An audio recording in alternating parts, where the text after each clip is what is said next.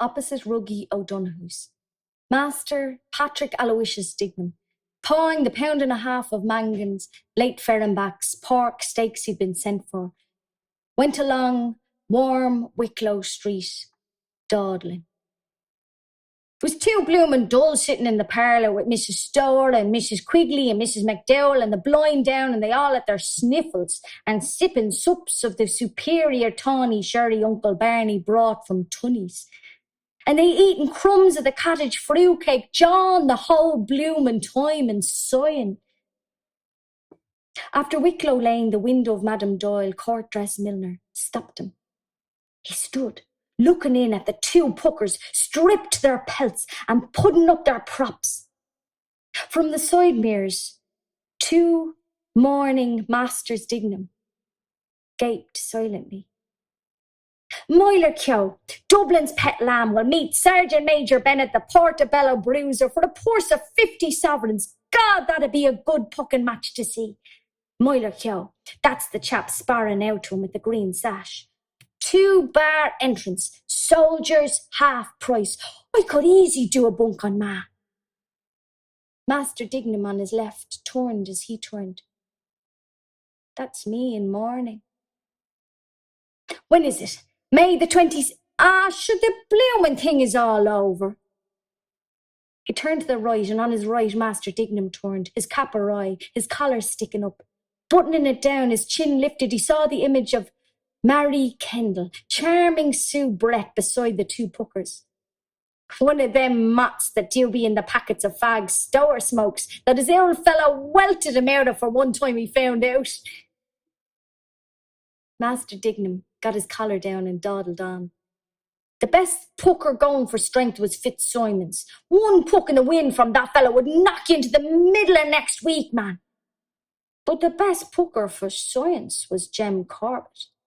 Before Fitzsimon's knocked the stuffings out of him, dodging and all.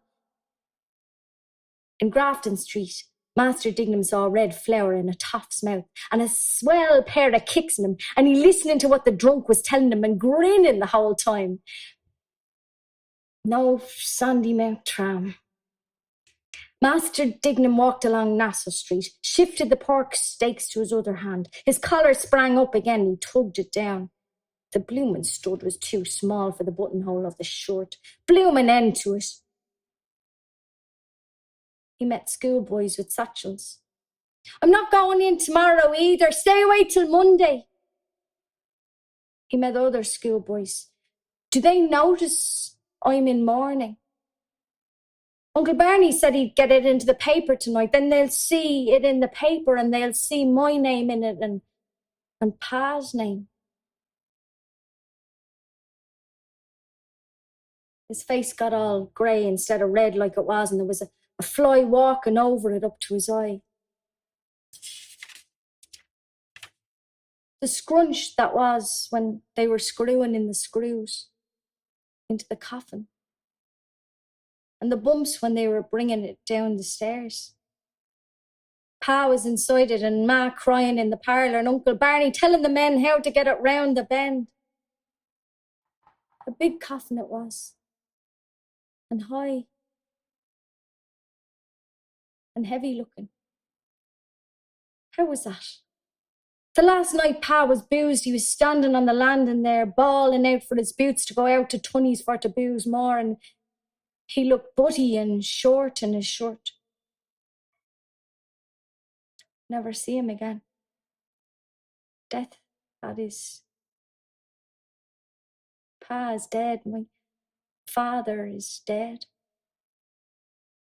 He told me to be a good son to Ma. I couldn't hear the other things he said, but I saw his tongue and his teeth trying to say it better. Poor Pa.